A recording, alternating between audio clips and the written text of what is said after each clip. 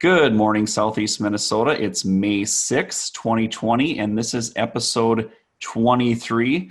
Allie, it's been quite a run here across Southeast Minnesota. I've been kind of tracking days since the first planters hit the field, and based on my calculation, I think this is the 19th consecutive day uninterrupted that we've had a planter somewhere in Southeast Minnesota, the viewing listeners area here, that we've been rolling. And I kind of reaching back into my file, it's probably as long of a run as I've ever seen. And there I see some tired faces across the area.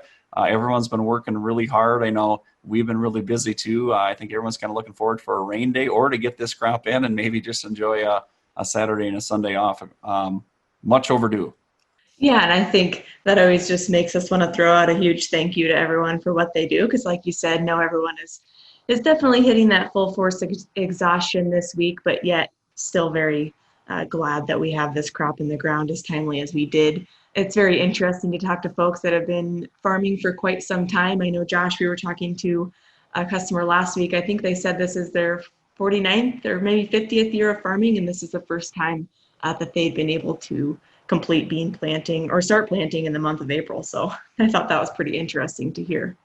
Yeah, it certainly is. And it's really, if you think about the logistics that go into that 19-day run from, the person in the skid loader filling the fertilizer tower to the drivers, the guys in the finishing machines, the planters, everything in between.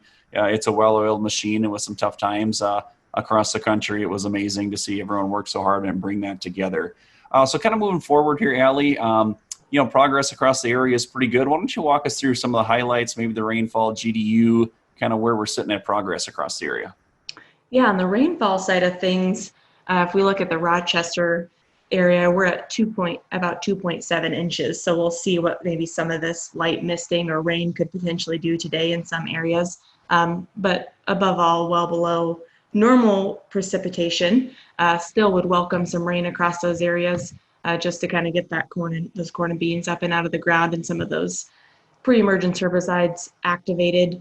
If we look at soil temperatures, we know that we maybe have a cooler stretch coming here, but I did pull the GDU predictions for the next 14 days, and we're still going to continue well above normal trend on the GDU side of things.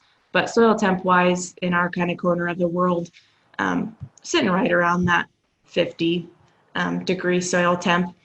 And then GDU summaries, if we look at Rochester, Minnesota, we're sitting at about 86.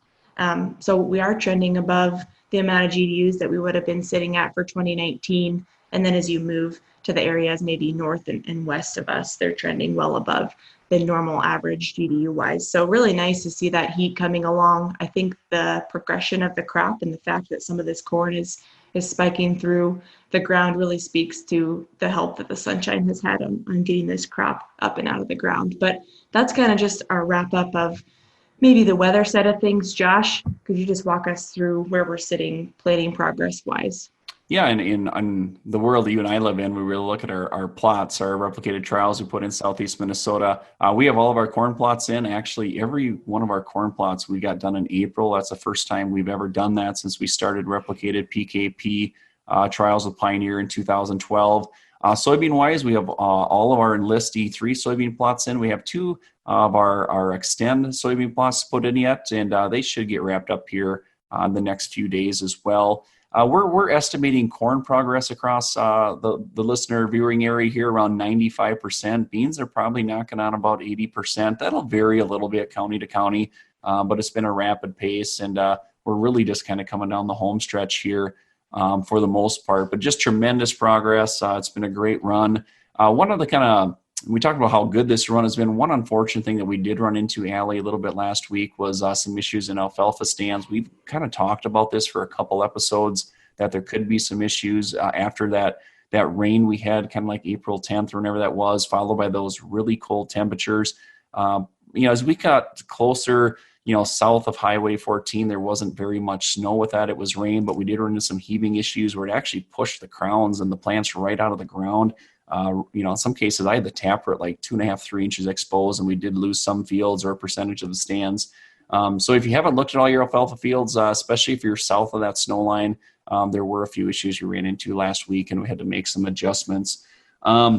But Allie, one thing that's come up with a few things as we're just finishing up here, soybean planting depth, topic of conversation with some dry conditions. Any thoughts of what we should be doing there? Yeah, I think I've gotten that question quite a bit as well as of lately. On the soybean side of things, I think you are going to want to err on the side of caution and keep that planting depth a little bit closer to 1.5 inches. Later last week, you didn't have to dig too far to maybe still find moisture in that soil profile. But as we moved into the weekend, wow, things really dried up quite a bit and it was hard to find that moisture in the profile. So 1.5 inches should err on the side of caution of just getting that deeper, hopefully finding some moisture. With some of these welcomed rains coming, that should help. And then also keeping us at a depth where if we were to run into any crusting situations, we don't have those so deep in the ground that we would have huge emergence concerns. Yeah, well, I'll tell you what, Allie, the dry soil conditions is something we're going to continue on into segment 2. We're going to have a short break, and we'll get into some more of those topics when we roll out of the break.